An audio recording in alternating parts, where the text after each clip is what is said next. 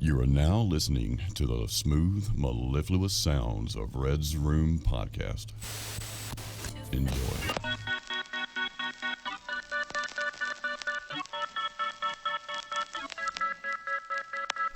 Welcome to episode number 30 of the Red's Room Podcast. I'm your host, Red. And I'm your co-host, Jake. And today we are talking about the sacred mushroom and the cross. As always, our references are in the episode description. And for this one, what we're talking about is this book right here, The Sacred Mushroom and the Cross, written by John M. Allegro. So you can get the book if you really want to dig into it. Going to kick it off by reading a short little section to give an overview of the topic. Fuck yeah. The book relates the development of language to the development of myths, religions, and cultic practices in world cultures.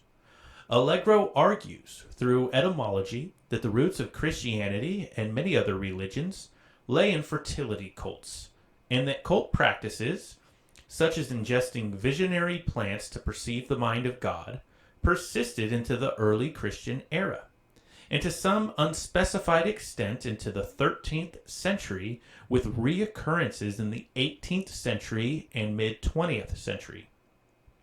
As he interprets the fresco of Plain Choralt Chapel to be an accurate depiction of communion ritual ingestion of Amanita muscaria. Allegro argued that Jesus never existed as a historical figure, but was rather a mythological creation of early Christians under the influence of psychoactive mushrooms, extracts such as psilocybin. His unconventional claims have been subject to ridicule and scorn, as Time magazine put it in an article headed Jesus as Mushroom. Quote, "To some biblical scholars in Britain, the new book looked like the psychedelic ravings of a hippie cultist. To others, it was merely an outlandish hoax. One described it as reading like a Semitic philologist's erotic nightmare." End quote. So far sounds pretty cool. Yeah, started off pretty intense there. So the book received a lot of hate right off the bat. Definitely. It definitely did receive a lot of backlash, and I think that's to be expected when you're going against the status quo. Yeah. Especially if something like Christianity. I have on the wiki it talks about the reaction of the book. Okay. And there was a media frenzy when it was published in 1970. This caused the publisher to apologize for issuing it and forced Allegro's resignation from his university position. It's kind of fucked up. They made him lose his job there. Although in November 2009, The Sacred Mushroom and the Cross was reprinted in a 40th anniversary edition. So it did kind of make a comeback. But at the time, it was a very controversial book. That's pretty messed up. And, that is fucked up with him losing his job. But I can understand, especially fucking 50 years ago, that this was kind of a bombshell of a book that came in. Oh, yeah, absolutely. Especially at the time. Definitely. Okay. Let's go a little deeper in this. Some studies of Allegro's work have given new purported evidence and led to calls for his theories to be re-evaluated by the mainstream. In November 2009, The Sacred Mushroom and the Cross was reprinted in the 40th anniversary edition, like you just said, with a 30-page addendum by Professor Carl A. P. Ruck of Boston University. A more articulate exposition of Allegro's insights into early Christianity and his discoveries studying the Dead Sea Scrolls was published in his 1979 book, The Dead Sea Scrolls and the Christian Myth. The work of Allegro has gained recognition and consideration by proponents of experimental psychedelia through pharmacological interaction, as Terence McKenna, who cited Allegro's claims of certain psychoactive fungi analogizing the communion spoken in a live lecture in the 1990s. We covered Terence McKenna in one of his books. Yeah, on the last episode. Pretty cool that he cited him.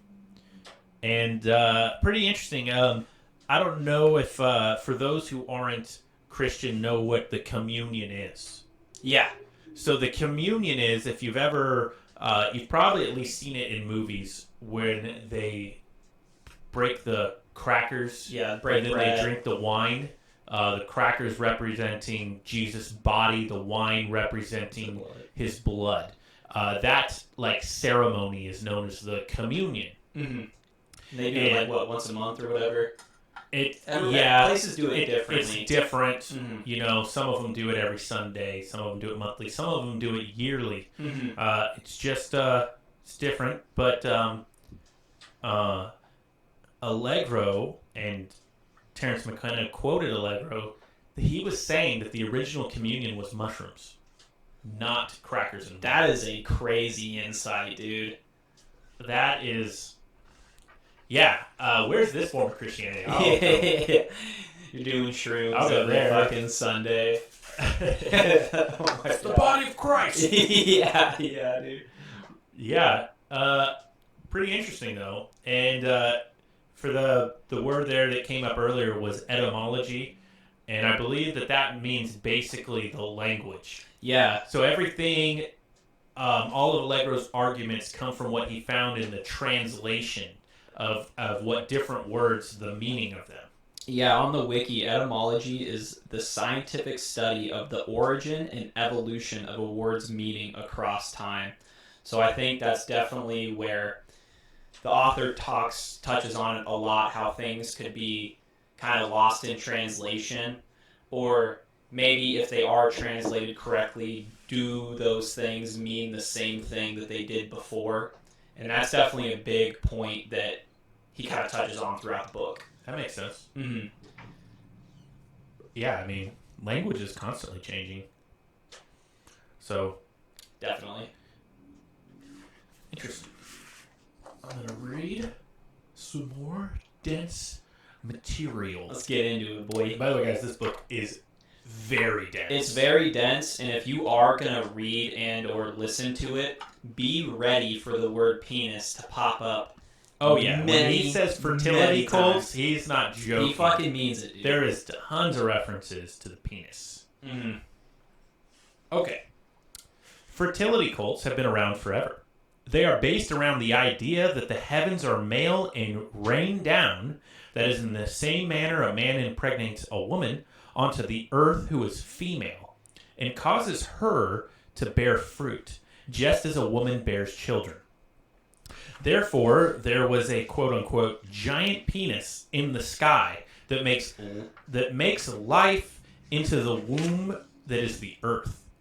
Thus began the fertility cults. The giant penis in heaven favored some plants more than others, drug plants with powers to show them heaven. Those with all the knowledge about which ones they were, how to use them, how to prepare them, etc., were the favored ones of the heavenly penis. They were the priests of the drug cults, an evolution of the fertility cults. The initiates into the drug cults were sworn to secrecy, maybe to make the drug effect all the more powerful, and so there is not a lot of record of their existence. In the Iron Age, there existed a drug cult in Jerusalem whose sacred drug was the Amanita muscaria. They challenged the Roman Empire and lost badly and had to quickly write down the occult knowledge of the sacrament, but not in plain language. They encoded it in the ancient technique of storytelling and fables. Thus, they wrote the New Testament of the Bible. In fact, this drug cult, aka Christianity, may have learned of this mushroom from ancient Sumeria, the Bronze Age civilization that spawned everything. They would have passed this knowledge onto the Greeks as well, and onto the tribes of the Indus Valley, where use of Amanita muscaria was canonized in the Rig Veda 1,000 years later. The main evidence for this theory is the study of words and new connections made possible by the discovery of Sumatra clay tablets. For example, the word sin is derived from the act of wasting semen, an affront to the god of procreation. But what does this have to do with Amanita muscaria? The sacred mushroom was at the center of the Israeli cults. It was their God-endowed plant that gave them temporary access to heaven and immortality. And is the New Testament total bullshit? We don't know, because the church destroyed everything it considered heretical. Maybe the truth is that Christianity existed for centuries before AD 70, under various names as a mushroom cult, forced underground by the Romans and the Jews, and they rewrote their own history in a deliberately misleading and mistranslated New Testament that obscured the use of the sacred mushroom, the real heresy, yet gave them the secular power to become the church of today. So that, in a nutshell, is the book. Mm-hmm. One thing I did want to touch on is just Sumerians in general, because I didn't know about Sumeria. I know you had some background knowledge about it, but to kind of fill people in that were like me that didn't know. So this is coming from the wiki right here. Most historians have suggested that Sumeria was first prominently settled between 5500 and 3300 BC by West Asian people who spoke the Sumerian language. Now there is other thoughts about this too. Others have suggested that the Sumerians were North African people who migrated from the Green Sahara into the Middle East and were responsible for the spread of farming in the Middle East. And there's other theories as well. Those are just two that I put in. Mm-hmm. But this is where we get into the whole etymology thing, and you touched on before how things can change and lost in translation. Sumerian is the language of ancient Sumer. It is one of the oldest attested languages, dating back to at least 2900 BC. And the author, Allegro, he definitely talks about how religious texts, the Sumerian tablets, which I'm going to touch on later, or really any texts, have lost some of their original meaning due to many translations. Yes. So that's a little background on Sumer or Sumeria. Yes. And I believe they are across the board regarded as the first human civilization. Yes. Like the first actual society we had. If not the first, Sumerians. one of the first, for sure. Yeah. I believe they're the first written language. That's what a lot of historians come to the conclusion to, that Sumerian is the most ancient language that we can date back to. Yes. Yes. So they predate everything. Mm-hmm. And if they had knowledge of the mushroom and passed it on to everyone else, makes sense where they learned it from. Definitely. So, at this point now, I just have some interesting parts from some chapters of the book. Just some notes I wrote down here. Okay. I thought this was interesting. In chapter 4, in the ancient world, healing and medicinal plants were very important. Your pharmacist, doctor, and priest were the same person. Healer and priest were two inseparable roles. Drug plants became the study of priests, prophets, and witch doctors. Their knowledge was well guarded and carefully used in rituals, such as the zodiac as described in the Dead Sea Scrolls. The Hebrew word for Jesus, Yeshua, Joshua, comes from Sumerian Ayushua. Okay. The Greek fertility god Dionysus is in Sumerian is Ayanushush. It's spelled almost exactly the same if you were to see the spelling of that. It says, this is nearly identical and not coincidence. The Sumerian word shu, save, can be found in both. Jesus translates to semen, which saves, restores, and heals. And Dionysus translates to semen, seed that saves, and is also comparable to the Greek word for healer, itself an epithet of Zeus. Yeah, So I thought that was interesting. I recall when I was listening to the book him making connections between Dionysus and Jesus, and it is kind of compelling to me. Yeah, this was one of the ones that does look the same. I think he's got a strong argument there. Yeah. And I wanted to just give a quick I meant to bring it up earlier. The Dead Sea Scrolls, if you're not familiar with them, they are the oldest translation of the Bible that we have. Mm-hmm. So he's going off the most original scrolls that he can. These are the closest to the originals that he possibly could be translating from. Unless there's something we don't know about. That's the most OG source we have. Yeah, right now, that ever since they've been found, that's the best, closest one we have, oldest one. Mm-hmm. So I thought that was cool. No, I like it. I got another one here. So here, this one is from chapter 5. Okay. Another cool little note. It says, the main hypothesis of this book that the mystery cult of the sacred mushroom in ancient Israel codified their sacred knowledge and rituals into religious text before they were persecuted by the Romans. The group that found these texts took them up and built them into the New Testament. Didn't understand that they were parables, allegories, and fables rife with hidden messages, word plays, and covert meanings. So it's just kind of a reiteration of what we said in the outline, but the idea basically is that they wrote these into allegories, hiding the mushroom and fertility parts of it, with word plays and covert meanings, that because they were getting wiped out as anyone who's familiar with Christianity knows, the Romans were persecuting them. Mm-hmm. So it says they tried to hide it in their stories to keep the Romans from killing them even more. Yeah. They were getting wiped out, and then as it was continued on that meaning got lost. They had to keep it on the low. Yeah, it's an interesting argument. Yeah. One thing I did want to add in that I probably should have explained earlier is just the whole Amanita muscaria mushroom. Okay.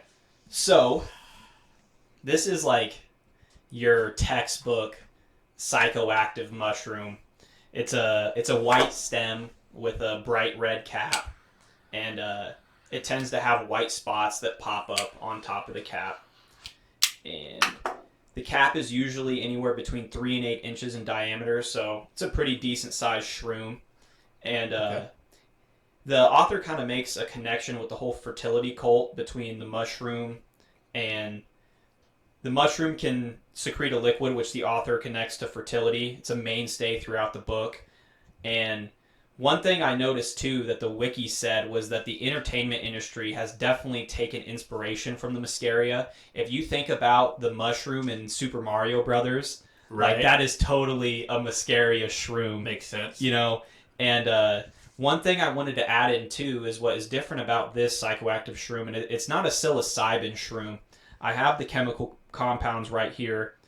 Ibotenic acid and muscarine and muscimol are the main 3 psychoactive compounds. So just to get that dry information out there for you, that's what's making you trip off this shroom. And this is a pretty intense shroom from what I sounds of it. Definitely. That's interesting. Good note to add there. I got another thing here, and most of these little summary sections I got from a Cliff Notes site that I did reference in there. So yeah, this is a hard book to summarize. The guy who summarized these parts of these chapters. Thank you. So, chapter 6.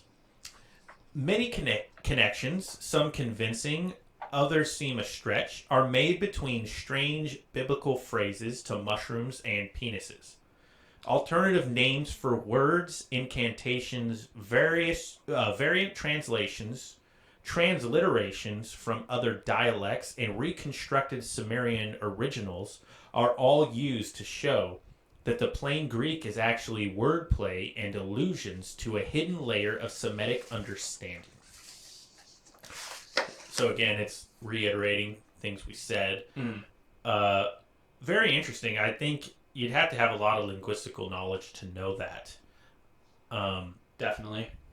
Yeah, and it makes me think of, there is a scripture that says to like keep searching for the hidden truths. Maybe it's the shroom. Maybe. Mm-hmm. Or maybe there is no connection. You know? That's true too. Who knows? Some of the connections he make are really good. Some of them seem really loose. Mm-hmm. But it's interesting nonetheless. I got one last one here for chapter 9. It says, in Genesis, Eve is tricked by the serpent into eating the fruit of the tree of knowledge of good and evil, and Adam follows suit. In the scriptures, it describes that the fruit of the tree grants them the knowledge, saying, quote, your eyes shall be opened, and ye shall be as gods, knowing good and evil. End quote. That's from Genesis 3:5. Mm-hmm. Allegro concludes that this fruit of the tree of knowledge is none other than the sacred mushroom. He also references ancient Christian art depicting Adam and Eve and mushrooms. Yeah. I think, is that on the back? I don't know how good you can see this one. Not very good. But Not very good. You can look them up online. They're real easy to find on Google. But yeah, there's art showing Adam and Eve and mushrooms. And to me, that makes a lot of sense, Definitely. actually.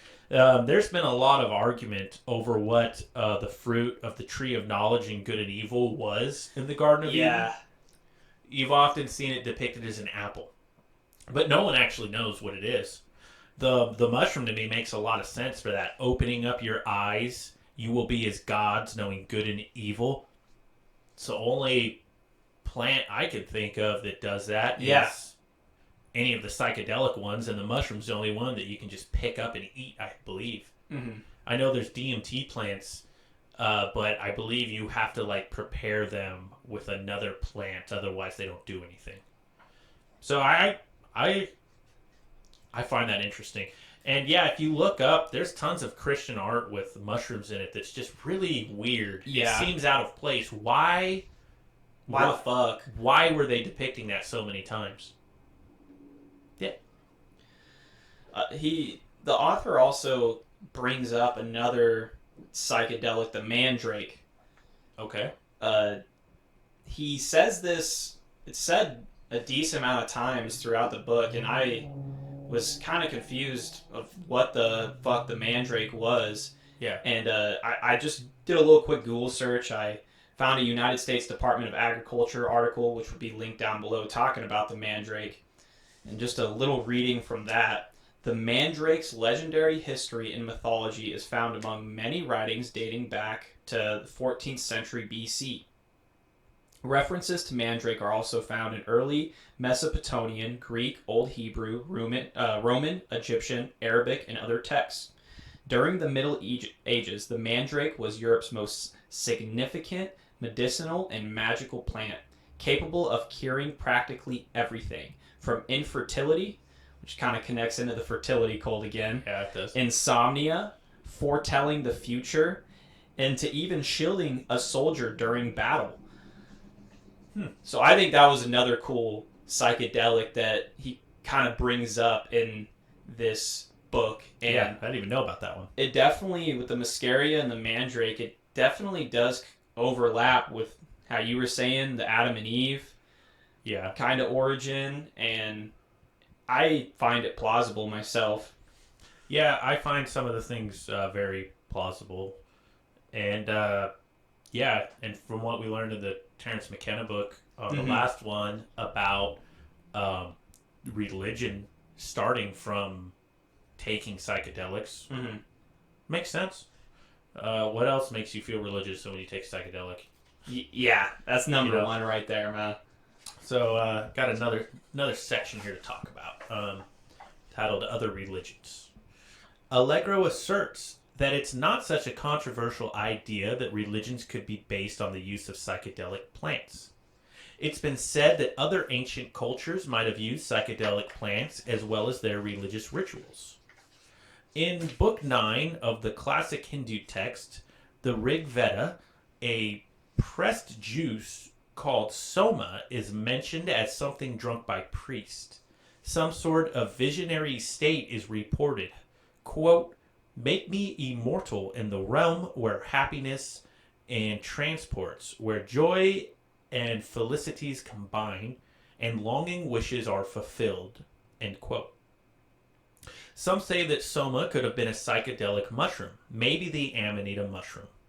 R. Gordon Wasson held this opinion.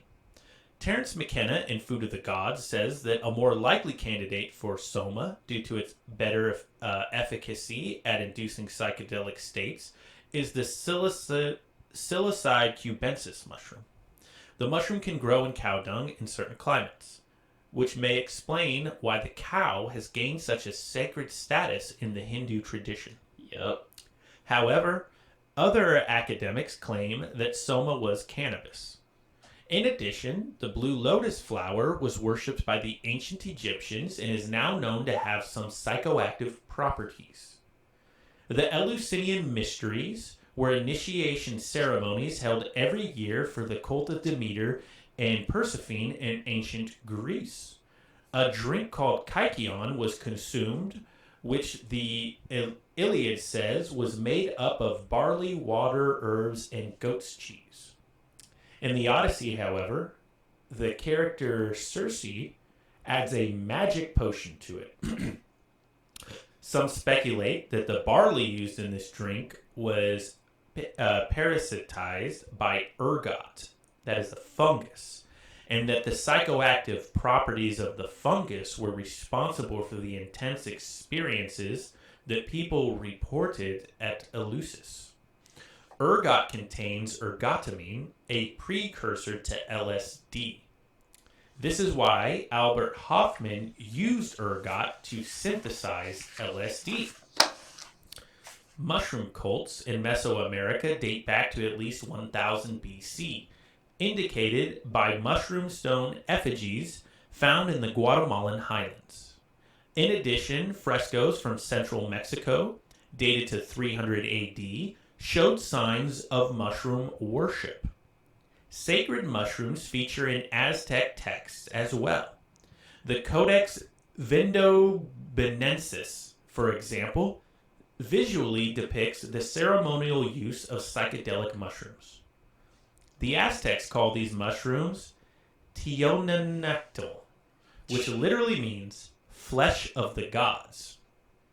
Here's further information on further information on. Allegro argues that Christianity is just one more example of a religion which at its core involves the use of psychedelic plants as a way to access the divine.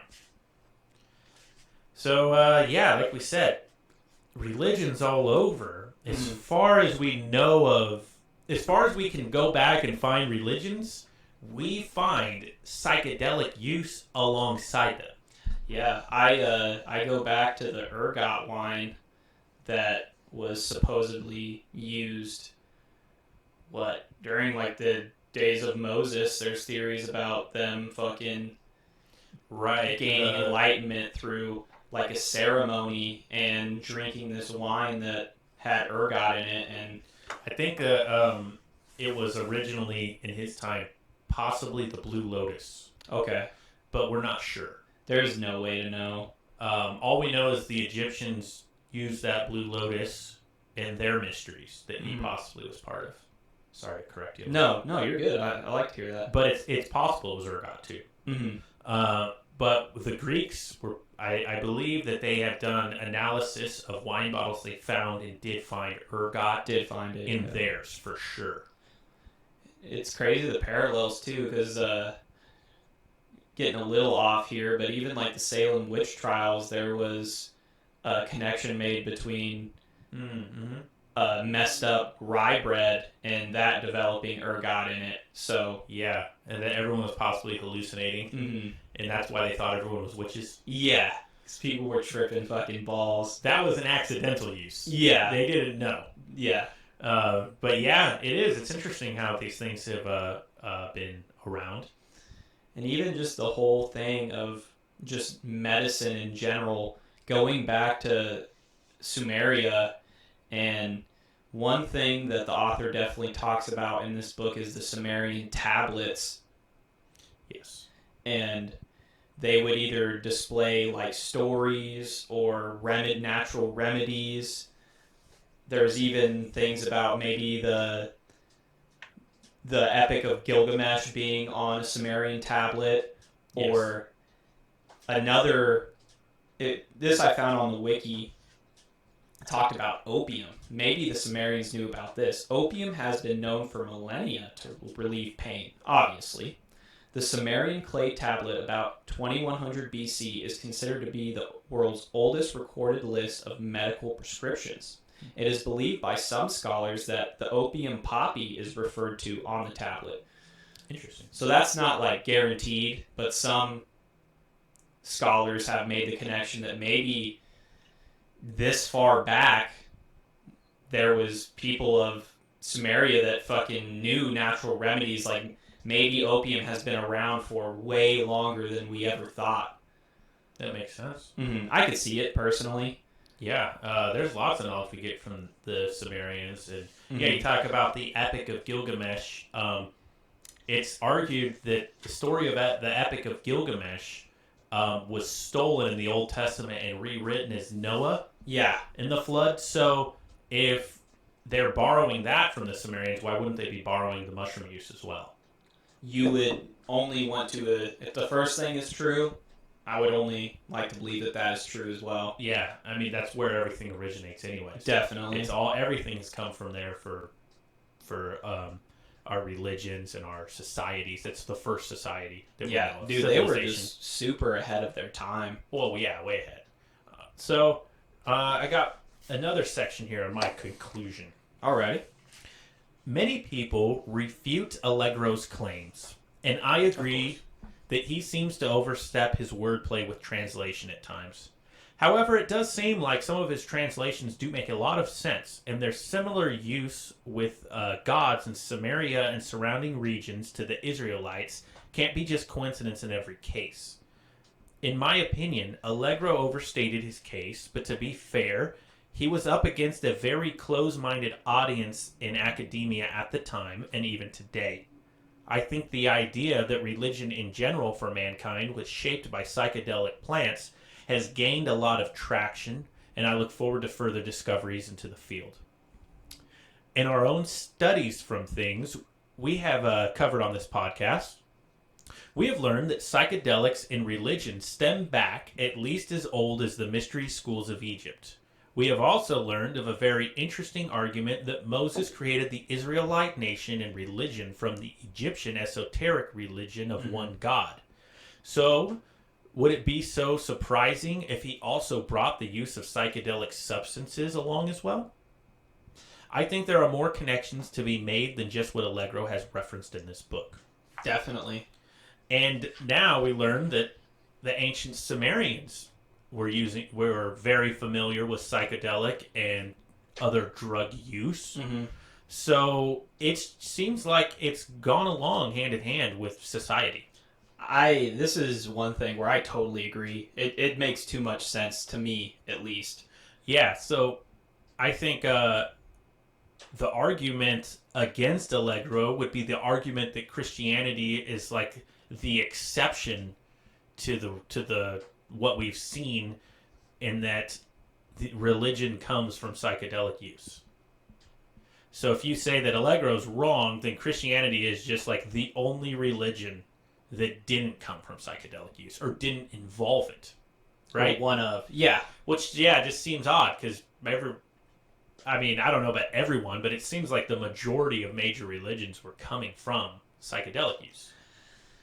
I mean, it just, if you put yourself in like an ancient human's shoes that fucking, you start tripping balls, like, you might take that as a fucking experience from God or whatever, and right. It makes sense to me. It makes a lot of sense to me too. Mm-hmm. I get why people have a problem with it though. Definitely. Yeah, definitely. And I'm not saying that it's factually true. I don't know. I wasn't there. I don't know either. And I don't think that there is enough hard evidence to say it for sure at this point. But I think it's a very good case. I'll say that much. I think it's a good case as well. Yeah, and like I stated in there, I think there are some translations Allegro makes that are too loose, too much. Yeah. Like this relates to this, so and it sounds like this, and it's like, well, how do we know that for sure? Like anyone could do that with anything. I feel like you can say they're similar, but some of the things he argues are definitive. To me, don't look like definitive evidence. I agree. It's definitely fucking hard to say, but I do one thing for sure that I totally agree with him is the whole idea of things being lost in translation. Definitely. And not meaning the same things they used to mean. Yeah, and I wonder too, like, we all know that the Catholic Church has hidden a lot of knowledge that they have down in their vaults. Mm-hmm. What's in that Vatican vault? Maybe they're holding some evidence that's the key to this puzzle of the origins of Christianity that would help sum this up. Maybe we're looking in the wrong direction. Yeah. Or maybe they have evidence to support this. It would be, I think it's a crime that they just hold all that stuff down there. It would be so awesome to really, get some insights into what they know that they're not sharing. Another thing that just kind of popped in my head, because there's theories about the experience with the burning bush, the acacia bush, I believe, and maybe that some DMT is in there. Yeah, that's talked about, that when Moses saw the burning bush in the desert, that acacia bush contains DMT. So it could be describing a hallucinogenic experience, which, when I first heard that, it was an interesting idea, but I think knowing more about how psychedelics were used in religion and used by priests in religions to communicate with God, now it makes more sense that maybe he was purposefully performing a ceremony to communicate with God. That it makes a lot more sense now that I know more about these types of things, these situations. Mm-hmm. One thing I did write down as I was listening to the book, and I'm not going to lie to y'all, I listened to the first half of the book. I got through the first 9 chapters, and I was pretty much done after that. It is a great book, but it's a hard read. But it's dense. One thing that Allegro says is that you could visit the heavens or the underworld, and I kind of want to perceive that to the Mascaria or whatever trip that could take you to where you wanted to go, Yeah. I think it's with intention, with the ceremony around it. You can visit either. Like you were touching on in the last episode, intention is definitely a big part of psychedelic drugs. So if you went in with the intention that I'm going to see fucking heaven, maybe you could. Yeah, now I'm kind of thinking of the Greek story of Morpheus going into the underworld. Yeah. Maybe that's how he went. Like I've kind of touched on fucking with the Mandrake and different psychedelics, it has definitely made waves in different areas of the world, and Greece was definitely one of them. Yeah, they're huge users of it back then. Mm-hmm. Which we covered that in an earlier podcast too. I forgot what that one was titled, but we talked about the Eleusinian mysteries and the Egyptian mystery schools. There's a lot there, and they're finding more and more about that. Mm-hmm. So who knows what we're going to find in the future, right? Yeah. I feel like part of it, though, is a lot of this shit is just so ancient that I don't know if we'll ever fully know. Like, it is so old, dude. I mean, who knows? They never thought they would find the Dead Sea Scrolls, but they stumbled upon them in a cave that was so dry that they were just so well preserved, where in another climate they would have been destroyed. True. And, and like the Sumerian tablets, I mean, if you find a stone tablet carved, that thing's going to survive, so who knows what they might uncover in another archaeological site. Mm-hmm. Definitely. Yeah, pretty interesting. So, got anything else to add, Jake? I covered it. Well, everything I had. I think that's about what I got. Wrap. Yeah, no, that's about a wrap for me.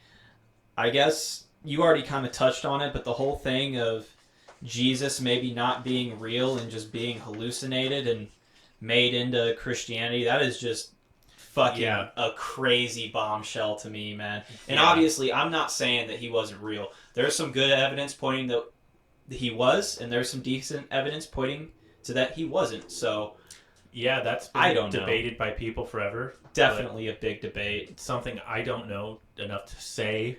But he did another chapter make a lot of correlations to Jesus being the mushroom. 100%, and the whole the connection of the fertility cults. But it's dense, man. Yeah, so if you guys want to know more, check out the book. Mm-hmm. Big respect to John. Yeah, excellent work from him. At some point, we might have to cover his other book. Mm-hmm. If it's anything like this one, it's going to be at least interesting. Yeah, it'll be dense, very dense. He's definitely on his scholarly work. I'll give him that. Yeah. He, at least to me, there's a lot of big words. So to me, it sounds real smart and intellectual. Mm-hmm. So yeah, we appreciate you guys listening. Till next time, I'm Rhett. This is Jake. Thanks for listening. See you.